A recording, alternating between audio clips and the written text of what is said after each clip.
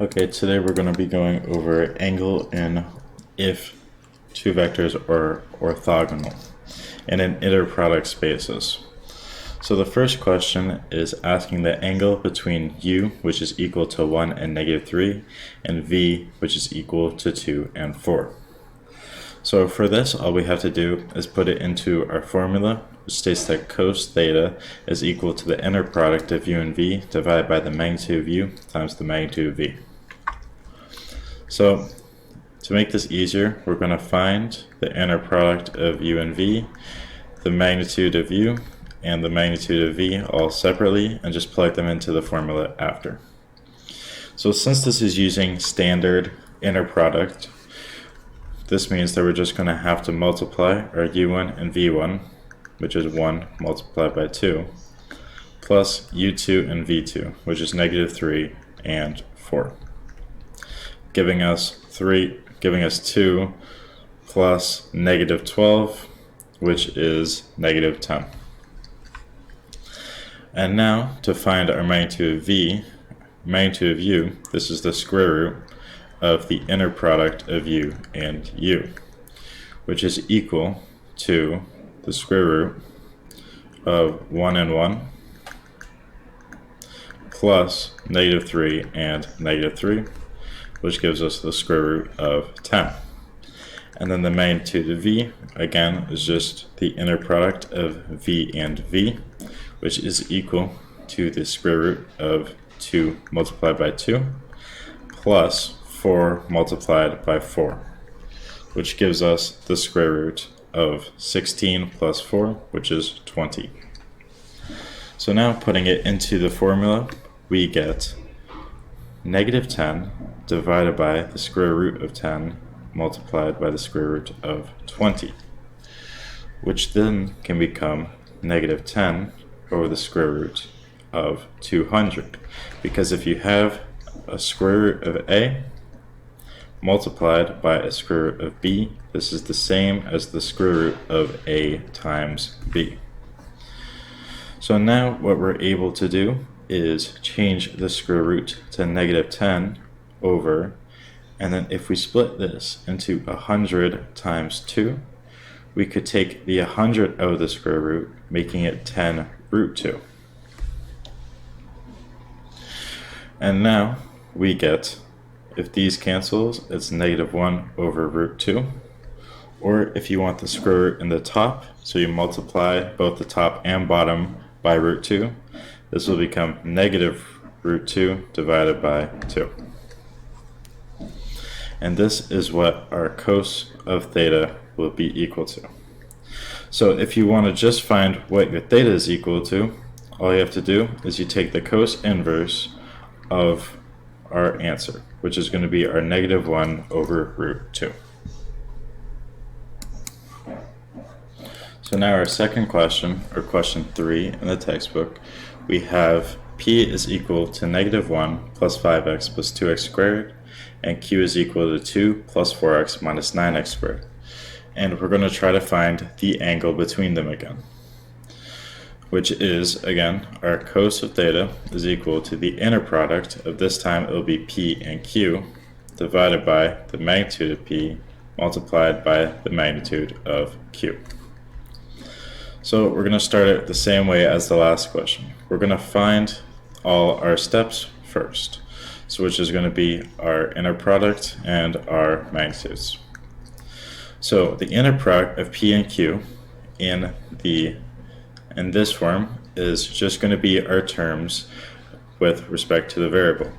So we're going to put all the coefficients of x to the 0, and then all the coefficients of x to the 1 and x to 2, and so on.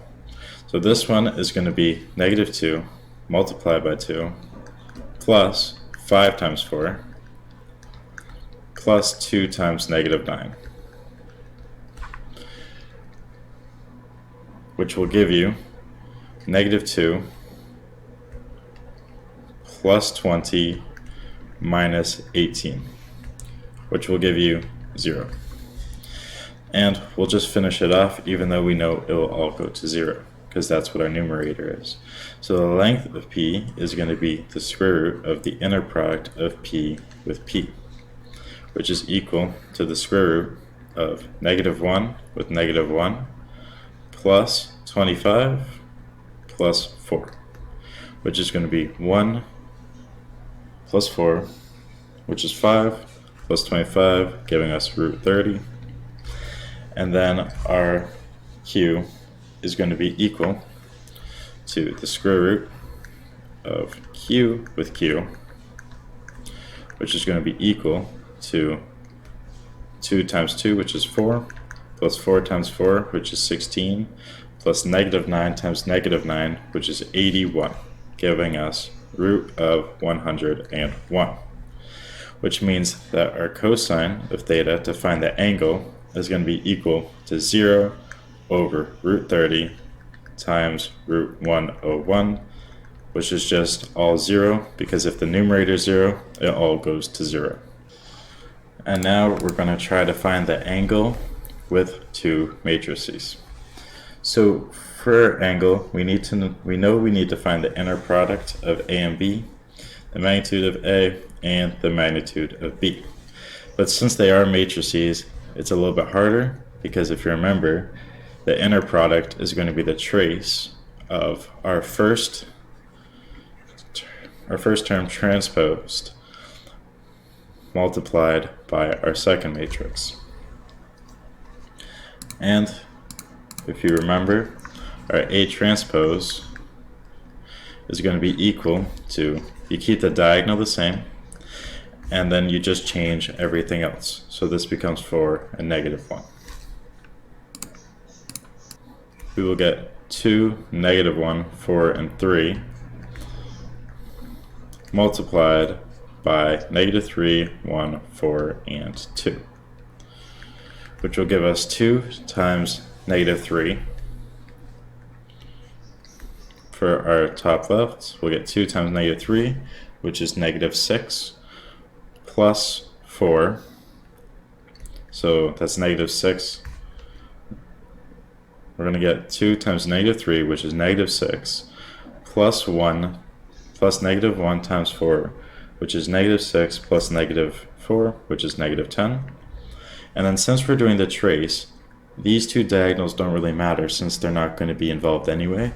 So we can just focus on what our bottom right would be, which is going to be 4 times 1 times 3 times 2. 4 times 1 plus 3 times 2, which is 4 plus 6, which gives us 10. And our trace, again, is just the sum of our diagonal, which is -10 plus 10, which gives us 0. So now we're going to find our magnitude of A, which is the trace of A transposed instead of B, since we want the inner product with itself, is going to be A transpose and A, which is going to be the square root of the trace of 2, -1, 4, and 3 multiplied by 2, 4, -1, and 3,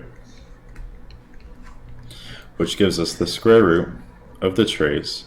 And again, we're just going to focus on our diagonal, which is going to be 2 times 2 plus 1, which is going to be 5.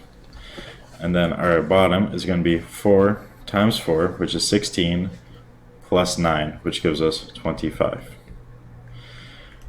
Which gives us an answer of 5 plus 25, which is 30. So it's going to be root 30. And now to find our B, it's going to be the trace of B transposed B, which is, since we have to find our B transposed, it's going to be equal to -3, 2, 1, and 4. And now we're able to do our calculation, because this will be the square root of the trace of -3, 4, 1, 2 multiplied by -3, 1, 4, and 2, which is going to be equal to the trace of 3 times 3, which is 9, plus 16, which is 25. And then our bottom is going to be 1 times 1 plus 4, which is 5. So again, this gets us root 30.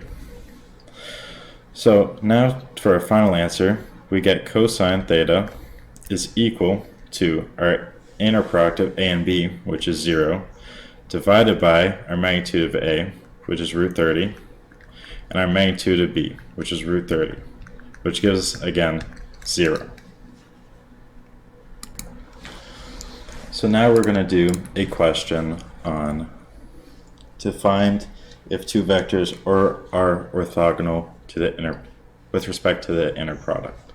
So to tell if they're orthogonal, if we have our u and v, and we take our inner product, and if it is equal to 0, then we know that it is orthogonal.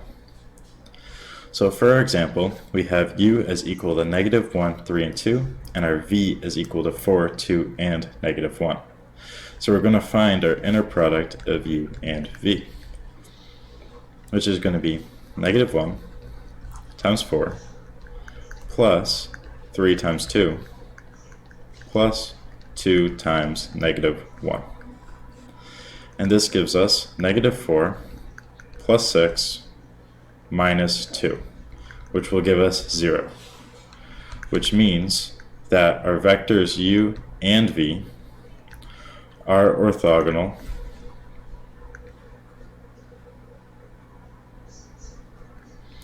with respect to the inner product.